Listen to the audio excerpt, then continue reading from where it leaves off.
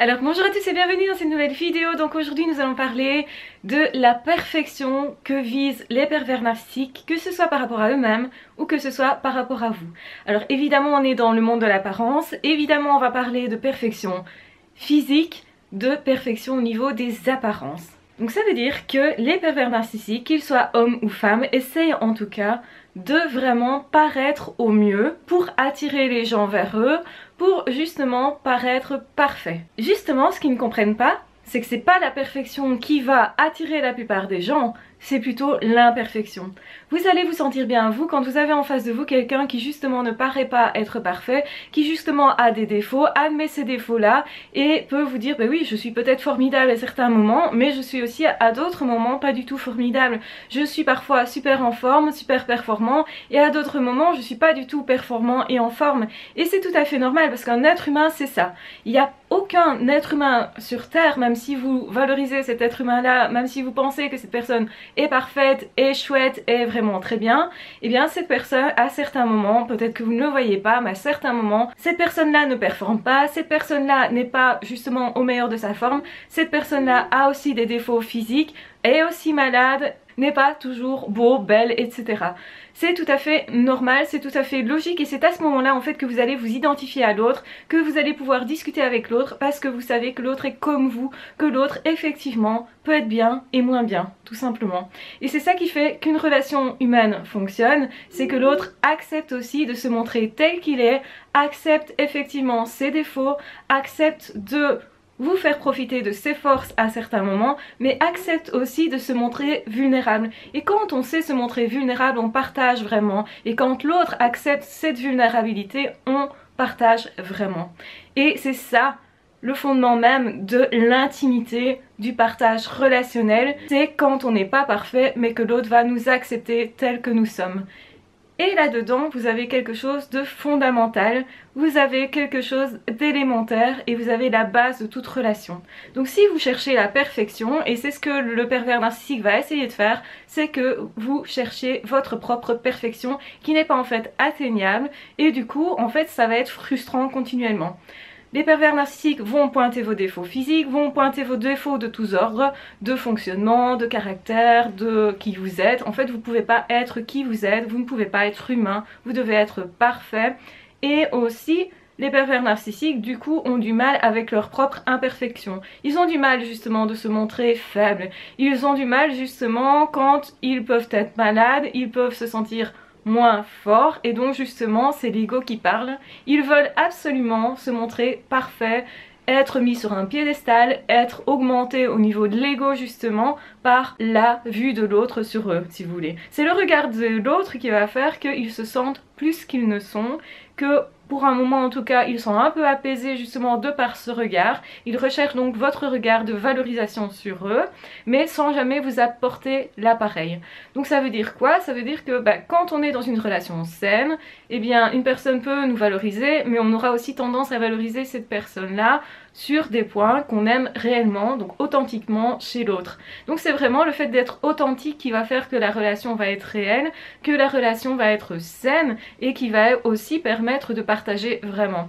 Dans le cas de la perversion narcissique, on le sait, il n'y a rien d'authentique, tout est de l'ordre de l'apparence, tout est de l'ordre de la façade et c'est creux et vide derrière. Donc la personne perverse narcissique n'a pas d'intériorité, n'est pas construite à l'intérieur, donc peut pas se valoriser elle-même et peut pas admettre en fait d'avoir des défauts. Donc ces personnes-là ont peur effectivement de vieillir, ont peur de se dégrader physiquement et paradoxalement ils ne s'entretiennent pas nécessairement physiquement sauf quand ils essayent de charmer, de séduire, qu'ils sont dans la phase de séduction, de justement j'essaye d'attraper des proies. Donc à ce moment-là effectivement dans la phase de séduction ils vont tout faire pour plaire, pour aussi être bien présentable et bien présenté physiquement, c'est-à-dire valorisé par les autres et valorisé par soi-même. Savoir se mettre en valeur physiquement est très important pour eux. Donc généralement les femmes perverses narcissiques sont fortement dans les apparences mais donc vont passer pas mal de temps à se maquiller, à se pouponner, à être aussi à choisir leurs vêtements éventuellement, donc à être vraiment dans l'apparence physique. Je prends soin de mon corps, etc. Pendant X temps, je me parfume, etc. pour justement attraper la proie. Mais une fois que vous êtes attrapé et que vous vivez avec cette personne-là fait tout pour être désagréable jusqu'à justement se dégrader parfois physiquement pour ne pas être attirante, comme dans le cas d'une femme par exemple, mais c'est pareil pour les hommes, hein. Donc ça peut être sentir mauvais, ça peut être ne pas se laver, ne pas être dans quelque chose justement de l'ordre de l'apparence et s'habiller n'importe comment, et surtout si vous n'aimez pas un type de vêtements, ben cette personne va adopter ce type de vêtements là. C'est toujours fait de toute façon pour que vous ne tiriez pas gratification d'être avec cette personne là, que vous soyez déçu de cette personne, que vous ne sachiez plus trop bien où vous positionner par rapport à ce que vous vouliez au départ, que vous acceptiez ce qui n'est pas pour vous acceptable, et donc vous êtes aux côtés d'une personne qui ne vous valorise pas, donc qui vous dégrade, qui vous humilie, et dans l'intimité aussi, qui vous paraît désagréable aussi par l'apparence physique. Et donc effectivement les pervers narcissiques ont peur quand même de tout ce qui est maladie, dégradation corporelle, parce qu'ils savent généralement que pour attraper des proies, plus on est beau physiquement et plus on va facilement capter l'attention. En tout cas ils se servent de l'attraction physique pour ça, de cette manière-là. Mais en réalité, ce qui nous séduit fortement, c'est pas tellement l'apparence physique d'une personne, ce qui peut expliquer qu'on peut tomber fou amoureux d'une personne qui ne semblait pas nécessairement spécialement beau ou belle, mais c'est plutôt la personnalité qui va nous faire tomber amoureux. Donc ici on n'est pas dans de l'amour hein, avec le pervers narcissique, on est plutôt dans un attrait effectivement physique, un attrait d'apparence, donc l'autre semble avoir tel type de personnalité, semble avoir de la prestance, mais ce n'est pas réellement une personnalité construite, ce n'est pas vraiment une personne construite. Et c'est pour ça qu'en fait on est plutôt dans de l'attachement plutôt que dans de l'amour. Donc c'est à dire on est plutôt dépendant. Ils vont créer une dépendance, c'est pour ça qu'ils nous envahissent, c'est pour ça qu'ils envoient plein de messages, il ou elle hein, toujours. C'est toujours comme ça qu'ils fonctionnent parce qu'ils ne peuvent pas séduire par la personnalité. Pour séduire par la personnalité, il faut se laisser découvrir, il faut accepter de se montrer aussi dans nos faiblesses tel qu'on est et ne pas avoir de problème avec ça. C'est-à-dire que quelqu'un qui n'a pas de souci d'ego va pouvoir dire à l'autre ben oui tu vois là j'ai foiré, j'ai pas été bon, etc. Et c'est pas grave au fond. Mais donc c'est ça qui va faire qu'effectivement vous allez avoir envie de découvrir la personne et vous allez vous sentir à l'aise et en osmose avec l'autre parce que vous savez aussi que vous-même vous allez pouvoir vous montrer avec vos faiblesses, que quand vous ne performez pas, ce n'est pas grave. Les pervers narcissiques vont tout faire en effet pour que la victime pense qu'elle doit être parfaite, qu'elle doit être à la hauteur, qu'elle doit courir derrière la perfection. Et donc en fait ça crée un biais qui est une sorte de paranoïa par rapport à soi-même, donc essayer de se contrôler tout le temps soi-même et dans notre comportement mais aussi par rapport à notre apparence physique.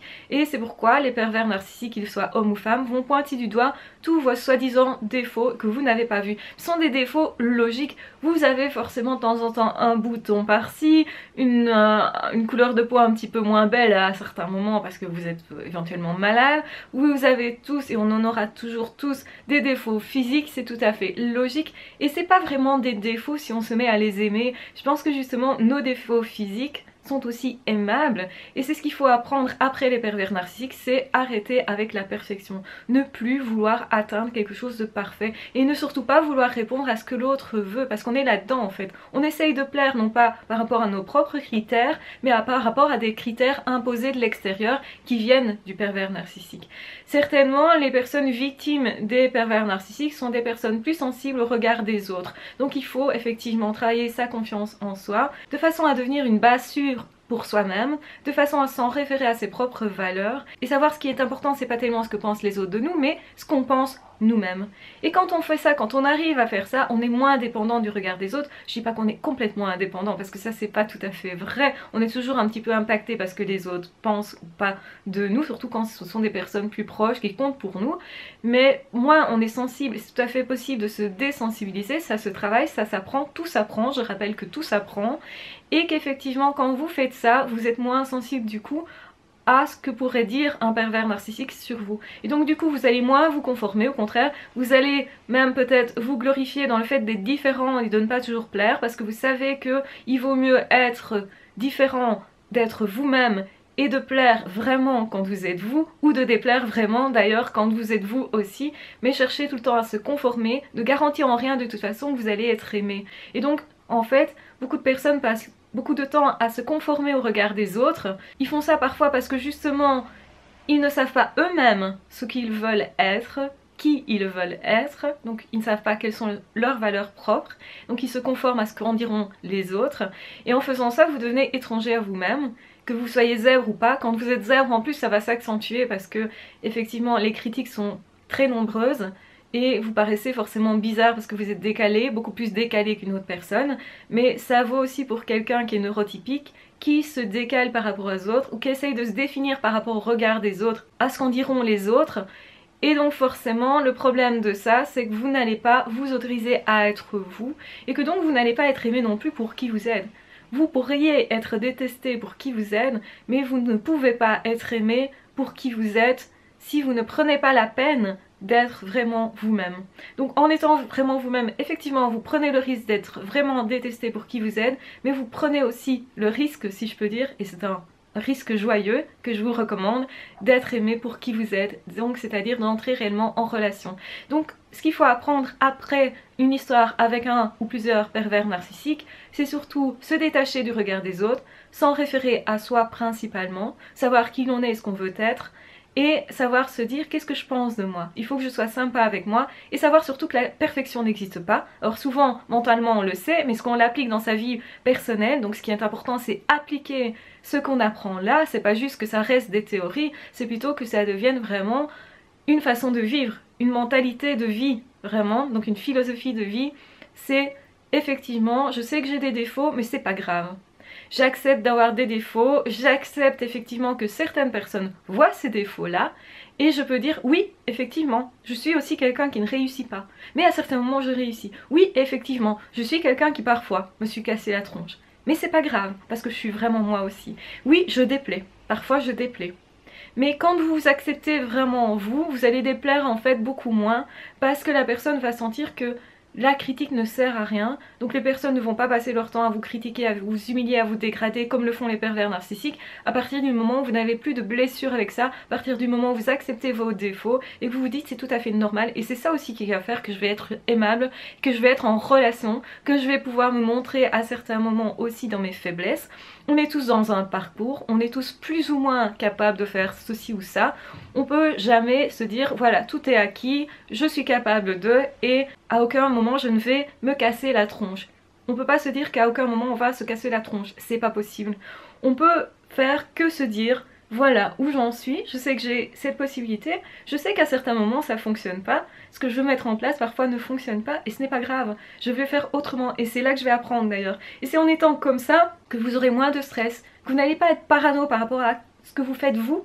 Donc c'est-à-dire arrêtez de vous contrôler vous et surtout arrêtez de vous humilier vous-même et de vous dégrader vous-même, de vous critiquer vous-même. Parce que c'est ça qui fait que vous êtes malheureux. C'est pas tellement ce que les autres en disent, malgré tout, effectivement, c'est pas sympa d'être humilié, dégradé, de critiquer négativement, je parle, hein, c'est pas des critiques constructives, c'est pas sympa, mais ce qui est tragique, c'est que vous continuez de vous dire la même chose que ces personnes se sont dites ou vous ont dit.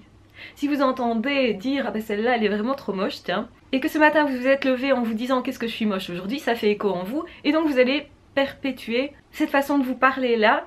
C'est-à-dire que cette personne va avoir beaucoup plus d'impact parce que vous pensez ça de vous-même.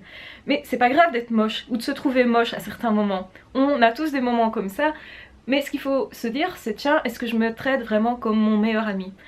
Est-ce que je peux être tolérant avec moi et me dire oh écoute aujourd'hui je le trouve pas super, mais au fond c'est pas grave parce que j'ai pas envie de sortir de chez moi ou j'ai autre chose à faire que d'être dans l'apparence physique. Et c'est peut-être aussi ça votre force, et c'est ce que les pervers narcissiques ne comprennent pas, c'est que l'apparence ne fait pas tout, bien entendu.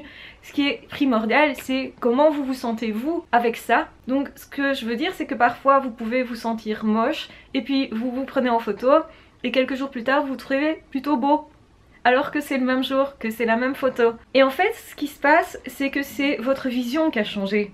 Donc ce que vous vous dites à vous-même est ultra important et va beaucoup déterminer la manière dont vous allez vous présenter aux autres et donc va déterminer aussi la manière que vous avez de réussir vos relations avec vous-même, avec les autres et même la manière dont vous allez réussir professionnellement. Parce que plus vous allez être sympa avec vous-même et même si vous vous trouvez pas très bien, vous allez vous dire oh c'est pas grave, de toute façon je vais m'améliorer ou ça va aller mieux au courant de la journée et peu importe si je ne plais pas à tout le monde et c'est mieux comme ça. Imaginez vous croisez 30, 40 personnes par jour, ben ce serait compliqué de devoir faire rentrer ces gens-là dans votre vie privée et de devoir ensuite accorder du temps à tout le monde. Ce serait vraiment un parcours du combattant. Donc c'est bien de pas plaire et c'est bien d'avoir des défauts. Ce qui est important, c'est comment vous les voyez vous, comment vous parlez vous par rapport à cela.